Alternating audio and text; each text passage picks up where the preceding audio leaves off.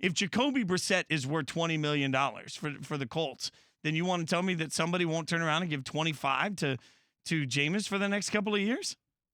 If Jacoby Brissett's worth 20, I would say Jameis is worth 20. Like, I'm not giving him any more than Jacoby Brissett because Jacoby Brissett doesn't turn the football over.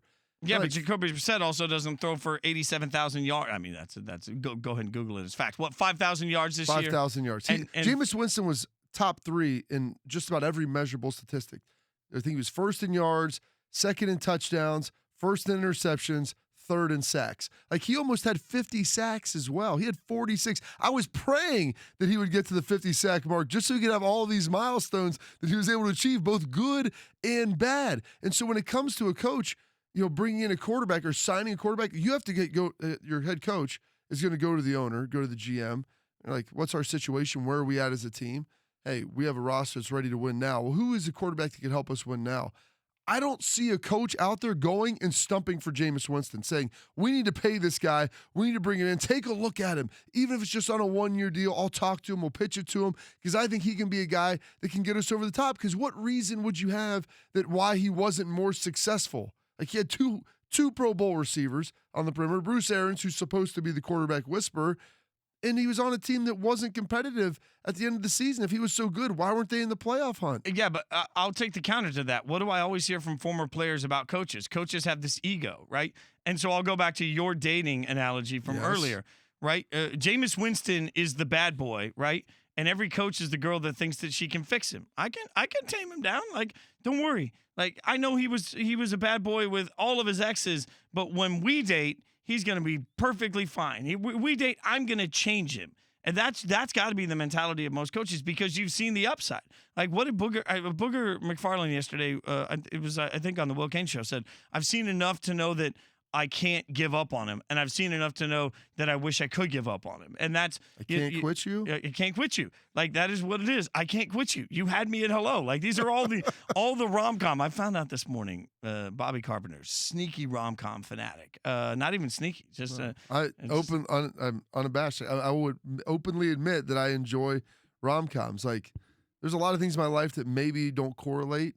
I mean, I love Star Wars. I love rom-coms. I'm kind of like a nerdy guy in that sense, maybe a little bit, effeminate when it comes to maybe my movie selections. Like, my wife doesn't like rom-coms. I'm the one that wants to go, sit down and watch Notting Hill together. She, not a fan. Second time I've heard about Notting Hill this morning. I don't even know what we're doing. Golic and Wingo, Jason Fitz, Bobby Carpenter. I guess that's the thing. When you've seen the potential, you've seen the upside, right, that Jameis Winston has. We always hear that word at the draft, upside. Well, you've seen how good he can be. He's got one thing. He costs you games. Now, he's got he one gives thing. and he takes away. He costs you games. But if you can fix 7 pick sixes this year. If you can fix that, somebody's going to think they can fix that.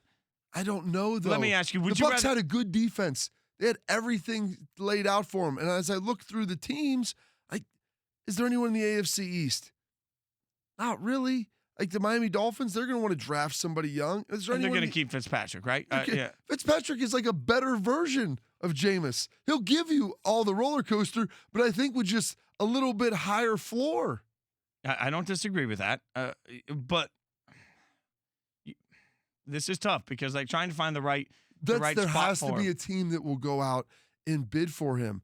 Like, AFC North, everybody's pretty set there. Are they going to bring him in to compete with Ben Roethlisberger?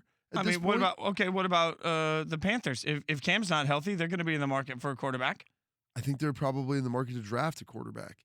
Like, this isn't a guy. And even if they draft it, but even if they draft a quarterback, does that mean that they still can't take a flyer on Jameis for a year or two? That might not be the worst situation for him. It doesn't mean that they can't do it.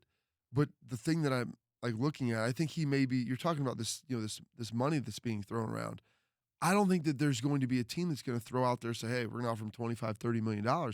I think he might overvalue his own market value.